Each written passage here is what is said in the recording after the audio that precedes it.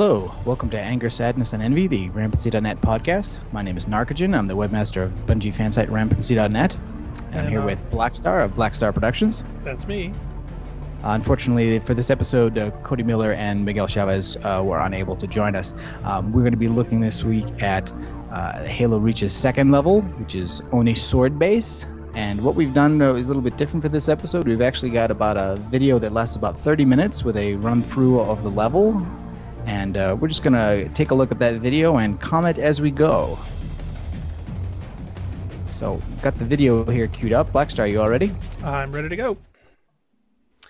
Okay, in the beginning we see this lovely Vista-esque type scene with the standard over-cued music.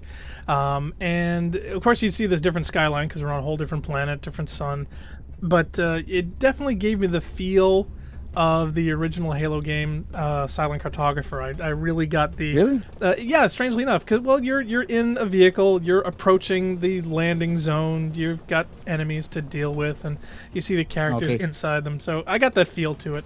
But all these names that they're using, they're talking about the different shelves and all the ice Hungarian things stuff? Yeah, it was interesting, but unless you're a big fan of the books and the novels and the storyline and the back elements, especially I would with say the... that Reach's skyboxes are very, very pretty. They're also kind of busy. I didn't get the same kind of otherworldly feel as I got from Halo. I don't know why, but maybe it's just too much. The gas giant being so close with the big rings. I don't know. Something well, about I think it was more exactly clear right. in the other one. Like you said, this one's very detailed. But the thing that actually got me, and I actually found more annoying than anything else, was the little sections where they pop between individual people's cameras and location cameras, where they do that... And the security cameras? Yeah, that fake glitchy thing. I keep looking at it like there's something wrong with my Xbox. And yeah. I can understand why they did the detail. They started that with ODST. Yeah, right? well, it worked in ODST. It didn't bug me in ODST. But here, when you just saw through Cat's eyes, it's like, wait a minute, is that a glitch in my thing? Oh, no, it's a feature. Two points before we go too far into the level. We're now into gameplay. We're assaulting the courtyard outside of Sword Base. But two things in the cutscene. One of which was Cat and her PDA. We're going to follow up on that later. But she's inserting this module she picked up at the end of last level's cutscene off the dead scientist at the Visegrad relay. And is trying to read it, and so we're going to see what results from that at the end of the level. The other thing is the Corvette that's in the background. Now, the Corvette is really the ultimate objective for this level, even though we're actually not going to see it again until the end of the level. But they make a point of pointing it out, showing it to you, saying that, well, we're stuck with it there because we can't use Mac rounds. And so ultimately your objective is going to be enable somebody else to assault this Corvette. I was just wondering, is it just too convoluted for a mission objective? Couldn't it have been more concrete in terms of something you were actually going to do yourself inside the base? Because otherwise it's just go from point A to point B, or actually from point A to point B to point A, because you start out here in the courtyard, you're going to have to go outside, and then you're going to have to come back in. I think maybe that they didn't want to get into the same loop of things where they bring up, okay, here's another ship that we have to disable, here's how we're going to do it. I thought it was kind of interesting, though, that they did bring up a point saying, it's like, look, I know you guys are really interested in striking back at these people, but we can't touch this right now. We've got something else to do. So I think they were kind of prioritizing. As far as the gameplay that we're seeing here, it was definitely interesting in several elements. It's a very human environment. You see a lot of different machinery and elements that are definitely being interacted to as the battle progresses. And this was a fun multiplayer level where you can actually do firefight mode in it, so it was good enough that they reused that again. So it was definitely an interesting part. I almost wish it was bigger. To tell you the truth, because depending on what level or difficulty you're running at, it did seem to run a bit quickly to get up to this entrance. Well, the first time it does, but you also remember they're literally going to use this gameplay area in the campaign 3 times. Yeah. Because you land in the courtyard and you fight your way outside. You're going to do a loop in the area outside with 2 separate objectives. The the AA guns and the comm relay switches. And then you're going to come back into this area to get back into the base. And then in a later level, after Sword Base has supposedly been destroyed, you're going to fight your way in again. So Bungie was definitely in love with this part, and that's what makes me think that it would have been better if they could have designed it a little larger or a little bit more varied, because you keep going back to it over and over again. Whereas after you go through it the first time, it seems a little small, then it seems a little smaller, and then to the point where it's almost a postage stamp. And here we see we're going to be actually changing up to get the painter, where you can actually drop in airstrikes. The Hammer of Dawn. Yeah, it is kind of neat. Airstrikes, thank God for airstrikes. And here we actually get this lovely vista where you see the Covenant Corvette above you. And now you get this big open area that reminded me a lot of, with some of the snow-capped areas, a lot of Sidewinder, but of course with a lot more detail and a lot more rocks. It definitely had that feel to it. And a lot more rocks. Yeah, a lot this more. area is a nightmare if you want to try and let Marines drive. No, in fact, I refused. In fact, you'll notice later on the video I tried to, and after about 5 seconds I gave up on it and took over the wheel.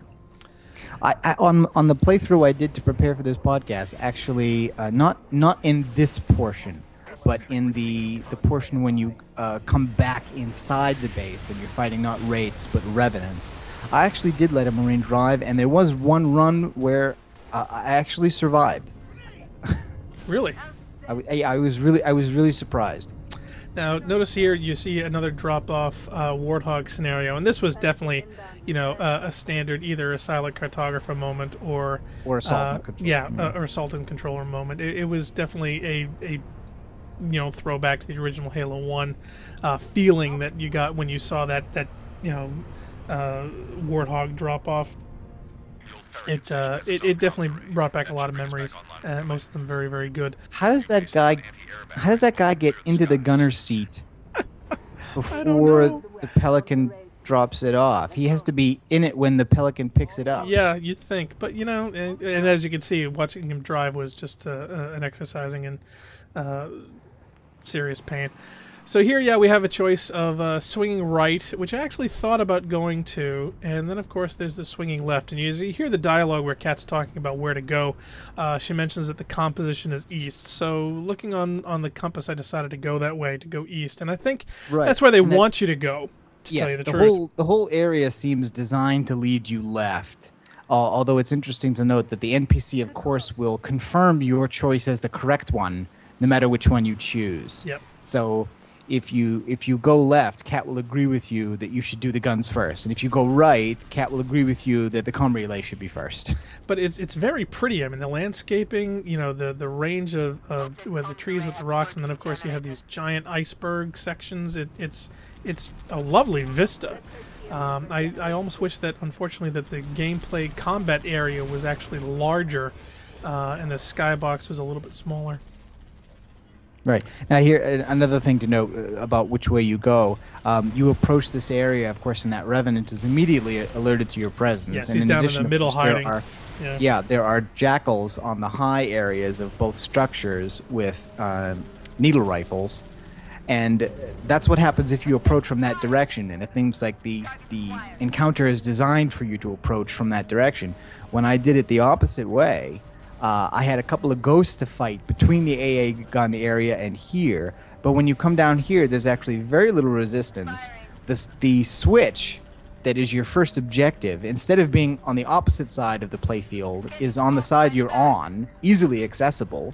And if the Revenant is down in that bowl, there's a really good chance that it doesn't even notice you.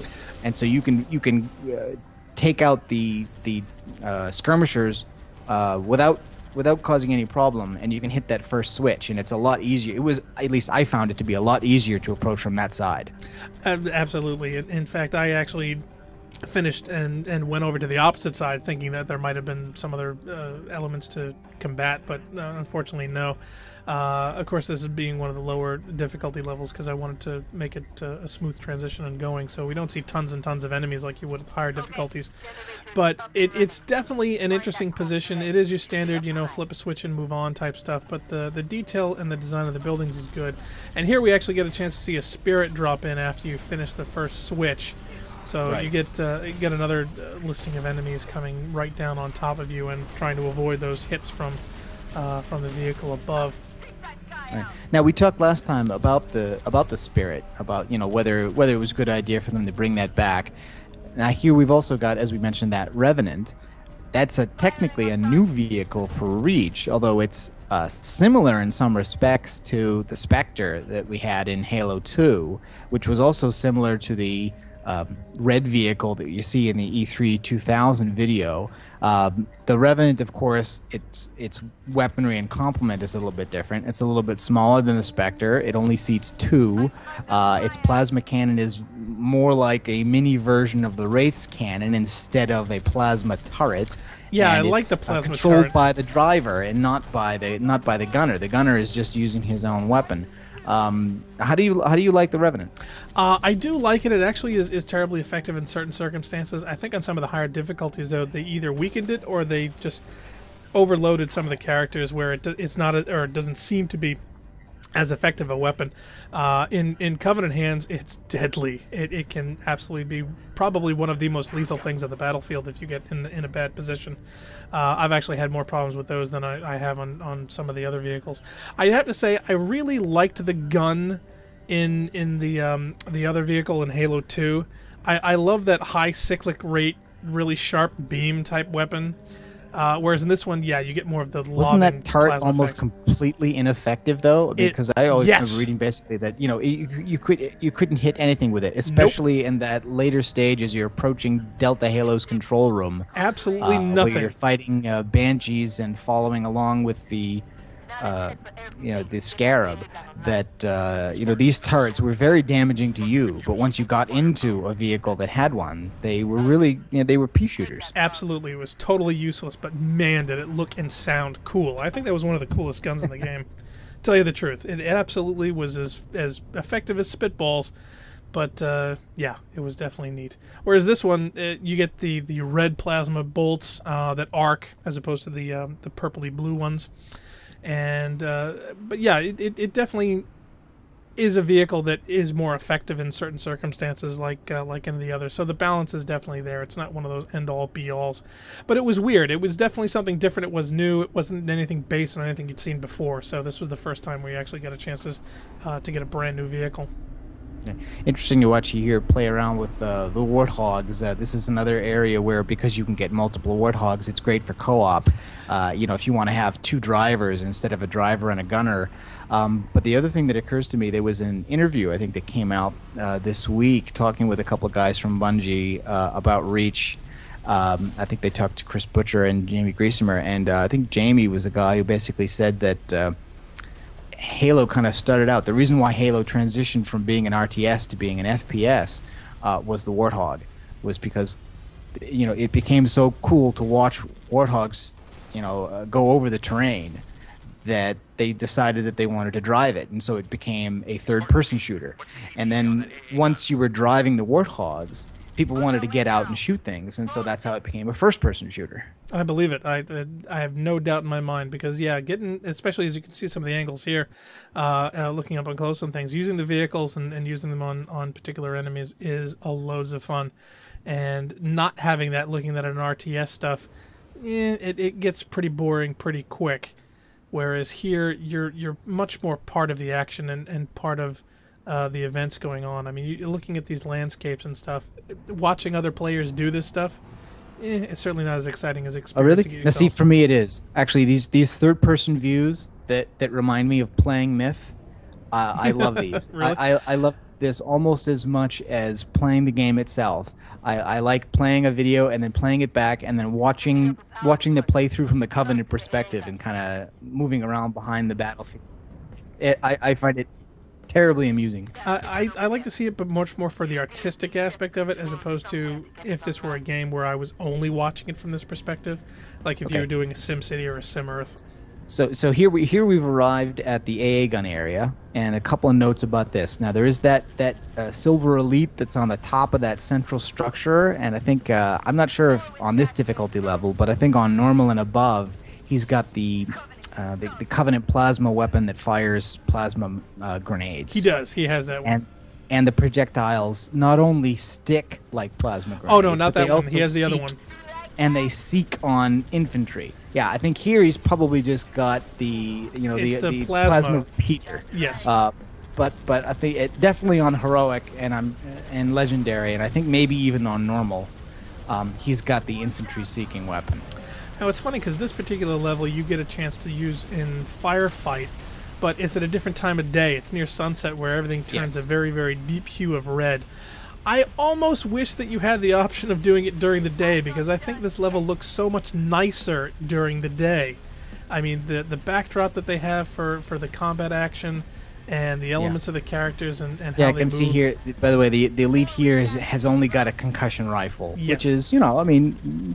I hate Nothing those nothing things. nothing to sneeze at, but No. it is only one thing, and its projectiles don't seek. No, they thank goodness. But yeah, I find that also another one of the most devastating hand weapons. So, other things to note in this area: when you do the two areas the way we think Bungie expects people to, by going left, you'd get this area first, and you'd be closer to where I'm sorry, you do this area second, and you'd be close to where the sniper rifle is. Yes. I didn't bother going for a lot of the other weapons and the other extraneous ones in this just because I wanted to keep it smooth and not get hung up on any particular gameplay. I wanted to keep it generic. And there's also this phantom here that doesn't fire on you, and I think only drops off troops once. He's literally just hanging around in order to get shot. Yeah, they're hoping that you don't pay attention to that because you're too busy involved in the combat. But once you fire up the gun and it starts taking the phantoms out, it's a beautiful, beautiful sight. Oh, true, it is. And you can see two other phantoms there that are dropping. They're going to be dropping off ghosts further down the road, basically, so that they can ambush you between here and Sword Base, because Yes. now we're going to be heading to fight our way back in. Wouldn't it have been a good idea to leave some guys at the entrance of Sword Base so that, because we already cleared that area, and now we're going to have to clear it again. This is true, and unfortunately I think it had more to do with the fact that you don't have a lot of other characters running around. I mean, you've basically got Cat and one other guy. Everyone else was left back at the original drop-off, so you don't have that same type of following group that you had with the original Halo. But here you do get the Gauss Hog. I almost wish that I had the Gauss Hog a little bit earlier. It would have sped things up a little bit, but then again, they wanted to lengthen out the combat. I did actually get, as far as the design of this level, a feel of the whole level design and the left and right choices and the picking things in your own order. More so of the original Halo level from the first game, where you got to rescue all the people from the dropships that were going down. It definitely had that tonality to it. The elements that we're seeing here about now you've got a fleet of Reventons. You got 3 or 4 of them, all hiding behind this rock, waiting right. to jump I out think and there's pounce on you. 3, but there's also a couple of ghosts. Yeah, they're all waiting for you. And without you driving, this is 10 times harder than it should Yes. be. See, this So- is the area where I did let a Marine drive for a while, and I was surprised. I think he killed me Brave. once or twice to start out. But then on the third attempt, actually, I was able to take out both Revenants and survive. I was really kind of quite surprised because the AI in this area seems to really get hung up. It wants to drive up near a rock, even when there's 2 obvious paths left and right. And considering the base is right They'll there, and move all these toward it, and then Yeah. stop and drive back towards the rock. and all these rocks that you see here, I mean, they're everywhere. It's so easy to get hung up on. So the AI is really not geared for this terrain in any way, shape, or form. So I just absolutely categorically refused letting him behind the wheel. Now, I can easily see why level designers would say that that completely open terrain is boring, and when there's no cover, you have too many clear sight lines and things are boring. But then again, people love Assault on the Control Room, and there's actually very little cover in a lot of the open areas of Assault on the Control Room. There's a lot of open space, Oh, I love much that. much more than there is here. That and two betrayals. I mean, they have some absolutely epic distances where you have some wonderful sniping scenarios, and I kind of think that that was lacking in a lot of the later games, to tell you the truth. Okay, now we're re-entering Sword Base here, and this I just want to make a note. I'm not sure why. I mean, we know that when Bungie doesn't want you to bring in vehicles or NPCs to a certain area, they just put some kind of a barrier or a door in your way so that you can't do it. Now, these large vehicle doors here, they put some barriers in on one side, these concrete barriers that would seem to be there to prohibit you from bringing in a vehicle like a Warthog or a Revenant. But it's pretty trivial, actually, to stack up some of the cans that we see laying around up here and boxes. And bounce And those them can over. be used to get a Revenant up over those barriers and into this area. And it really makes clearing this bit pretty easy.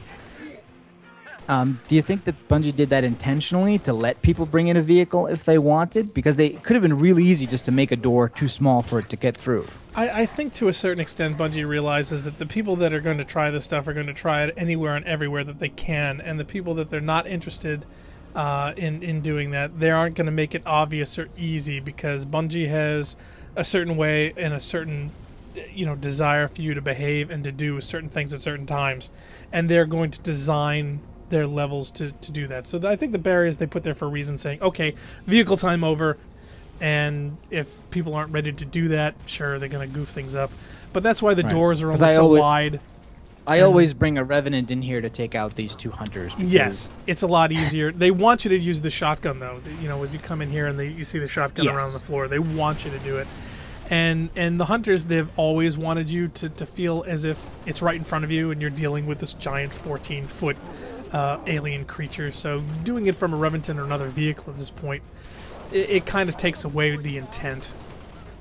Well, on easier normal, I could see that, but on heroic or above, I don't know why, but I'm just not as tempted to get into close range with hunters as we would have been, say, in Halo 1, where you've got the the one-shot pistol trick. Yeah, I think Bungie was seriously shooting themselves in the foot, when they originally did that, when they made the hunter as easily killable as it was.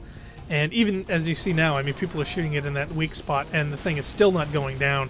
Yep. So Well, they definitely changed that. Hunters used to seem very dangerous, even though if you had a pistol, they really weren't. Right. So to kill them most effectively, you had to get up really close. And because you got up really close, you could hear them. They're right in front of you. They're taking up the screen in front of you. And so it's an appearance of danger without the real danger.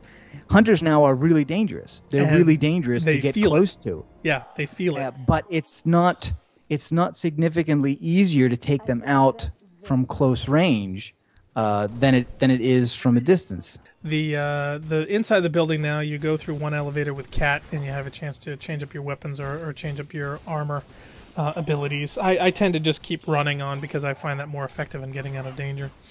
But here, yeah, you finally get a chance to see the Oni facility for the interior for the first time, and voices introducing you, saying, stand by and somebody will help you. And Kat says, I don't think so, because she knows that it's already been overrun with Covenant that you have to take out. And here we get a chance to finally see another one of the level areas that you use in multiplayer, which is behind Yes, this door it's here. the only sword-based multiplayer level that was in the beta. And this was one of the first ones that I actually played on, which was definitely an interesting layout and design. The actual gameplay I had in it wasn't quite as enjoyable as it was to look at, because my the horrible experience with it is basically due to the lack of skill. But as you can see, this is an interesting design area and a battle space for them, having multiple areas of ramps and levels with separate different rooms to go into with different approaches and retreats. And this is also one of the first areas where you see more of your existential characters, your basically automated Marines helping you out. Whereas before, the exterior, you didn't really have that many at all. and you had much more space to cover. Where here you got a lot more, either getting underfoot or there to assist you inside a much more enclosed environment. So going through the close quarters combat, you see, the standard modern building design that Bungie's been using, and it's very, very well done. They change a lot of different lighting sections from dark and light, where some things are working, some things are not. So I think they spent a lot on this one. I really do. What's the situation, Noble? I'm also getting a note. Cody couldn't be with us at the start, but he did just send me a note, wanted me to make sure we mentioned one thing, and this is back a little bit in the vid. It's where you first enter the outdoor area. Very similar to a sequence in Halo 3, there's a warthog that explodes, just where you get the target painter to take out the wraiths. And he mentions that it's actually possible to get to that area and to steal that warthog, and then the player will be in it and be killed by it exploding. But if you kill the Marine in that warthog before he gets in it, this script doesn't fire, and you can steal a warthog, so you can have a warthog before one gets dropped off. Interesting. Okay, now to be glitching. this sequence I wanted to talk about a bit. Yeah. They give you the idea that you've got to take out some banshees, and there's also this phantom here, and it's going to drop off some invisible elites. They give you a rocket launcher and some ammo here. Yep. But there's also another Spartan with a rocket launcher high up on the left area. Yep, he's around the corner. And even if you do nothing, or if you run out of rockets, like see here, like a lot of players probably are tempted to do, you use the rocket on the elite. It's possible to use up all your rockets and not take out any banshees and not take out the phantom, in which case another character has to come in and do that for you. Yep, and you can see now here on the left of the screen, yep, he's taking there's up the that slack. other character with a rocket launcher taking out everything, and when the targets are taken down, the next sequence will trigger, and the longsword fighters will come in and take care of the corvette. Now, taking out the corvette, in that sense, is really the ultimate objective of this level, because it's what triggers the end of the level. And the last thing that enables that to happen is the destruction of those banshees, which doesn't even need to be done by the player. Nope. I mean, is that really a good way to design a mission objective that's so important? Nope. And that's one of the points I was leading up to in the design elements, where they spent so much time in setting up a mood where you're progressing up this entire building to get closer and closer and closer to the objective, and yet the letdown, where this, I thought the entire section was too dark, and you didn't need to be there because the other Spartans already beat you to the punch and is ready with a rocket launcher to take out your target, even if you fall off the screen. So I thought that was kind of weak. I was really disappointed, because in all the other elements of Halo objectives, nobody was there to clear points or to finish a job. If you were to die, you reset to the elements behind you and start it again. Whereas in this one, if you got to a certain point and dropped dead or fell behind a box or put your controller down, the level would end without you. And that didn't seem to make any sense to me. But, it's just me. Speaking of things that don't make sense, now, we get to see Dr. Halsey. Dr. Halsey up to now had been only a character in the novels, never even mentioned within the games. And she's here behind a blue force field with a little glove box on it so that we can pass her things. It's like she's in a bank. Or like she's Hannibal Lecter or something. It's really kind of strange. They build her character up by having her be pretty insulting to everybody. The Spartan 2, George, for modifying his armor, and the rest, I guess, just for being Spartan 3s, who were not part of her program. Again, something you'd only know from the novels, because the distinction is really not talked about or discussed at all within the games. Yeah, and his demeanor also changes. He seems very submissive to her personality, as you can see them interact.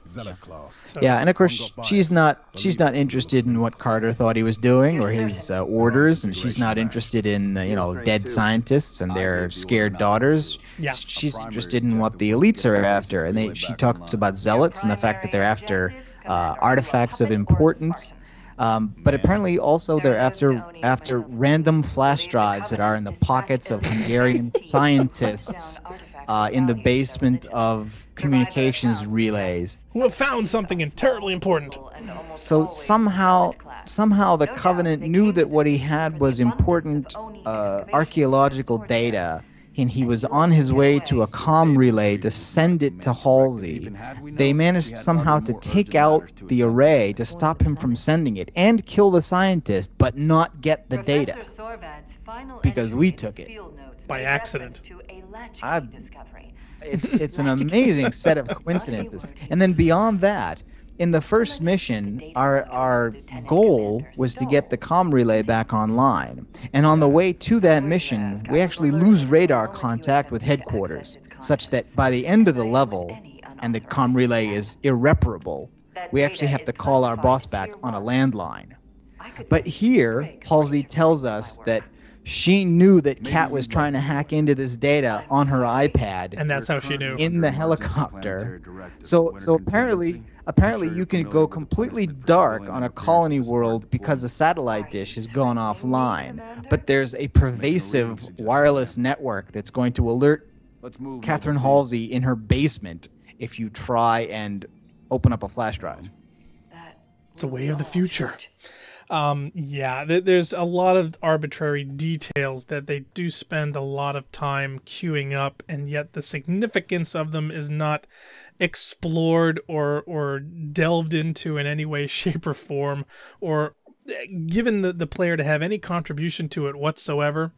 It's almost as if it was a story vomit where they had all these details that they had to get all out at once in one big chunk. And that was it. I totally can understand why someone who had never ever delved into the story or anything beyond just the games themselves would be terribly confused. And she's a major character, she has a lot to do with the story. So, right. Well, I think I think that was why initially, I kind of made the bet that Bungie would probably never put any of the characters that played a big role in the novels but weren't in the earlier games and insert them into the game. Because the problem here is that if you haven't read the novel, then there's a lot of information about who this character is and what her significance is that you don't have access to. But if you have read the novels, then there's a good possibility that what the game is going to tell you about that character is going to conflict with what you already know.